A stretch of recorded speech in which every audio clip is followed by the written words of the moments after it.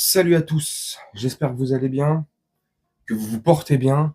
On se retrouve pour faire, entre guillemets, un petit débrief de ce complément d'enquête spécial Cyril Hanouna. Alors, je vais te dire direct, moi personnellement, est-ce que j'ai appris des choses? Rien du tout. Tout ce qu'il y a eu dans le reportage, je le savais à l'avance, je savais ce qu'ils allaient parler, donc personnellement, on n'apprend rien. Certainement que toi ou que d'autres personnes auront appris des choses pour ceux qui ont pu visionner ce reportage. Et de toute manière, ce reportage sera disponible sur la plateforme de France TV. On dirait que je suis un employé de France Télévisions. Je leur fais de la pub. Ce sera en replay sur le replay de France TV. Donc, voilà. Pour ceux qui l'ont loupé, vous avez la chance d'aller le revoir. Et pour ceux qui l'ont vu, bon, si tu as appris des choses, bon bah c'est cool. Si tu n'as rien appris, parce que tu savais plus ou moins les sujets qui allaient être traités, bon bah voilà, t'as pas été, comme moi, très étonné. Voire pas du tout même. Valérie Benaïm, la seule qui a pu être autorisée à témoigner dans ce complément d'enquête, bah, fait du Valérie Benaïm. Et voilà pourquoi c'est la seule qui a été autorisée à parler, car c'est la seule où Cyril Hanouna a une confiance aveugle, où il peut fermer les yeux, où il sait que elle lui mettra pas un couteau dans le dos, chose que lui pourrait faire. Donc tu vois, pour ça il sait lui. Donc voilà, c'est la seule qui a pu témoigner. Tu avais aussi dans le reportage Arnaud Lagardère qui intervient. Et pareil, Arnaud Lagardère défend Cyril Hanouna et va dans le sens de Cyril Hanouna, notamment quand le journaliste lui pose la question sur le fameux épisode de Louis Boyard. Est-ce que vous avez été choqué? Le journaliste pose la question, et demande à Arnaud Lagardère, et Arnaud Lagardère lui répond que non, pas du tout, que Cyril Hanouna a fait son rôle et qu'il a bien fait de faire ce qu'il a fait. Donc, oui, effectivement, c'est bien, et tu vois, imagine. Hein. Mais bon, faut signaler aussi, et ça a été précisé dans le reportage, que le groupe Lagardère a été racheté par le groupe Bolloré. Donc forcément, il n'allait pas dire du mal, au contraire, il va dans le sens du vent. Donc bref, donc, je savais pas, moi, qu'en France, qu'on aime ou qu'on n'aime pas le politique, la personne en face, dite députée, élue, qu'elle soit élue par 400 personnes ou qu'elle soit élue par 1600 personnes ou 30 000 personnes, ça reste un élu de la République. Et je répète, qu'on aime ou qu'on n'aime pas, bref, cet élu de la République, Louis Boyard, se fait insulter de bouffon. À plusieurs reprises, Cyril Hanouna lui demande de fermer sa grande main, l'insulte d'abruti, lui manque de respect, l'humilie.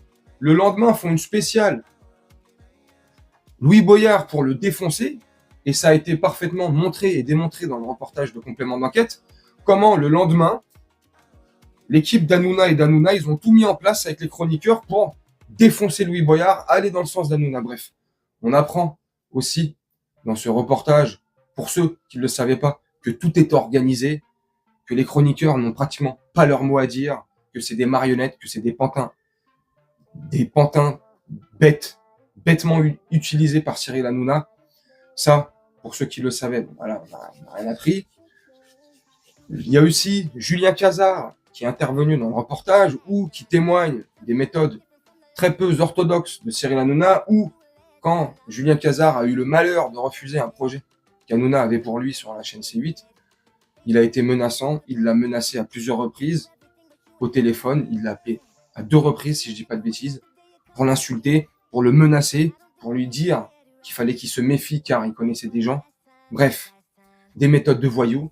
Comme je le dis souvent, c'est un mec qui se prend pour un voyou, mais ce n'est pas du tout un voyou. Enfin, voilà, Julien Cazard intervient aussi. Bref, on apprend rien de nouveau, on apprend.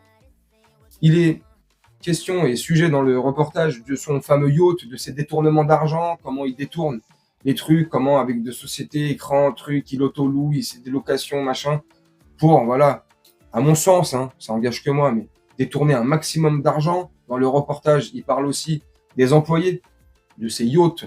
Quand il utilise le yacht, voilà, ils sont assujettis à des contrats à l'étranger pour encore économiser et carotte de l'argent.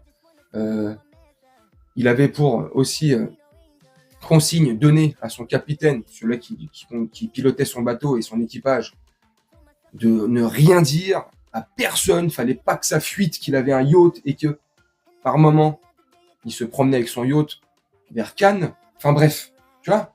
Parce qu'il voulait faire croire aux gens qu'il est proche du peuple, que c'est pas un ultra riche et qu'il vit la vie de monsieur et madame tout le monde comme il ose et il le dit souvent dans ses émissions, tu vois. Donc voilà, donc un manipulateur hors pair, un très gros menteur, très très grand menteur, qui s'entoure de bonnes ou de mauvaises personnes, selon, hein, à vous de juger, hein, qui a des méthodes très peu orthodoxes, dites de voyous, de bandits, du banditisme, tu vois, du grand banditisme. Voilà, des pressions. Ils font aussi allusion, et ça c'est Booba qui en parle aussi à la fin du reportage. Booba fait une petite interview d'une vingtaine de minutes, je sais pas exactement la précision du temps, mais c'est à peu près une quinzaine de minutes, où il est interrogé, et c'est Booba qui évoque aussi pourquoi il a commencé à se brouiller contre Hanouna et commencé à dénoncer aussi le système d'Hanouna, parce que ça partait de Magali Berda et de son agence d'influenceurs Shona Event.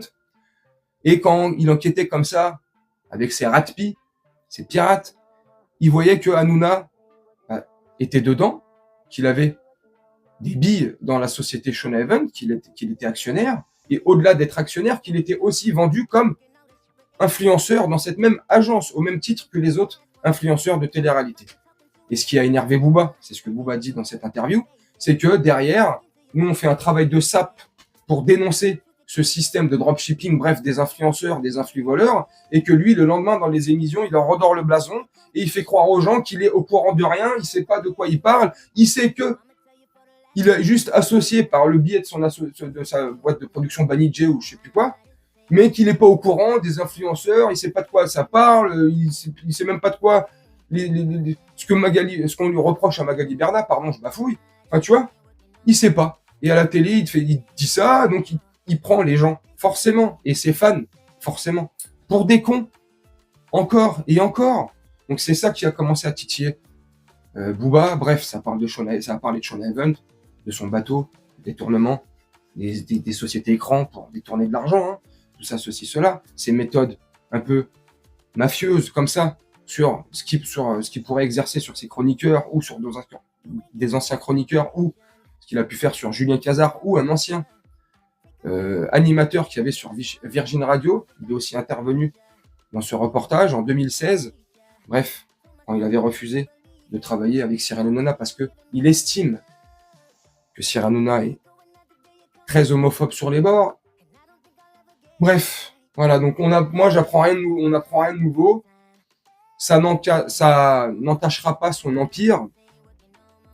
Ça ne fera, je pense qu'il n'y aura pas trop d'effet sur TPMP parce que il ment et il ment tous les jours et quasi quotidiennement sur les audiences.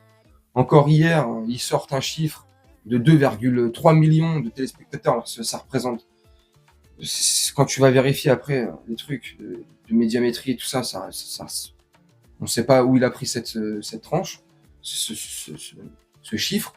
Peut-être entre 21h02 et 21h04. Peut-être sur ces 2 minutes-là, il y a eu un pic à 2 millions, j'en sais rien. Enfin bref. Mais tu veux continuer le boycott, Cyril Hanouna. Continue le boycott, Cyril Hanouna. Tu veux continuer à regarder. Continue à regarder, tant bien, tant face. Si tu kiffes, tu kiffes. Bref. Pour moi, hein, je suis honnête et je suis franc, hein, t'as vu, hein. Pour moi, ce reportage, c'est un coup d'épée dans l'eau pour tous les avertis, entre guillemets. Quand je dis avertis, c'est les personnes comme moi ou comme toi qui savaient plus ou moins tout ce qui a été traité dans le reportage comme sujet. Donc, voilà, à mon sens, un coup d'épée dans l'eau, voilà. Si ça a permis d'éveiller la conscience de certaines personnes qui n'étaient pas au courant de certains sujets évoqués ce soir, bon bah écoute, ça a servi au moins à ça. Pour ceux qui étaient au courant de tout ça, ça a servi à... Voilà, bref, voilà. Tu me diras, si ça peut éveiller que quelques personnes, c'est déjà ça de gagner. Tu me dis en commentaire ce que tu en penses. Si, bien sûr, tu as vu le reportage, dis-moi ce que toi tu en penses, comment tu as vu ce truc-là, si tu penses que si, justement, ils ont fait un vrai travail, complément d'enquête, et que, justement, ça peut nous titiller, éventuellement, et réveiller des gens, ou si tu penses comme moi, ça sert strictement à rien. Bref, n'hésite pas à me dire en commentaire, moi je vais te laisser là-dessus, je vais te faire un petit montage tranquillement, et on se retrouve bientôt pour une prochaine vidéo. Je vous souhaite une très bonne journée, une très bonne soirée, ou une très bonne nuit, et on se dit à bientôt. Ciao.